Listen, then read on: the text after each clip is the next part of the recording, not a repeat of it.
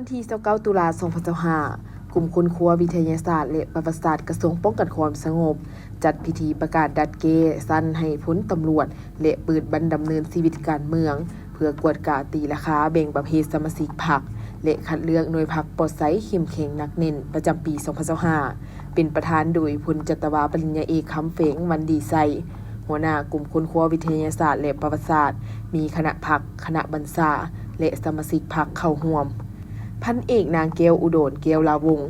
หัวหน้าห้องการเมืองได้ผ่านโคตกลงกลุ่มใหญ่การเมืองป้องกันความสงบว่าด้วยการดัดเกซันให้พ้นตำรวจกลุ่มคนครัววิทยาศาสตร์และประวัติศาสตร์ป้องกันความสงบจำนวน12สหายหญิง5สหาย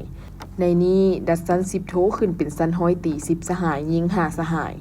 และดัดซัน10โทขึ้นเป็นซันวาทีห้อยตี2สหายจากนั้นพลจัตวาปริญญาเอกคำเฝงวันดีไซ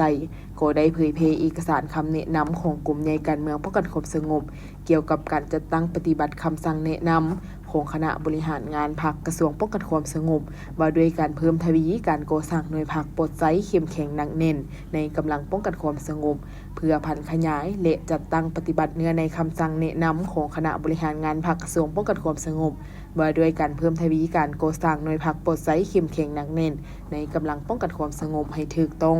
สอดคล้องและเป็นเอกภาพในทั่วกำลังป้องกันความสงบการเปิดบั้นดำเนินชีวิตการเมืองครั้งนี้ก็เพื่อเฮ็ดให้การคัดเลือกหน่วยพรรคโปรดไซเข้มแข็งหนักแน่นประจำปี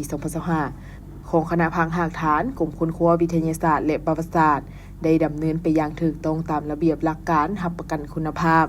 และทันตามกำหนดเวลาที่คณะพรรคคันถึงวางออก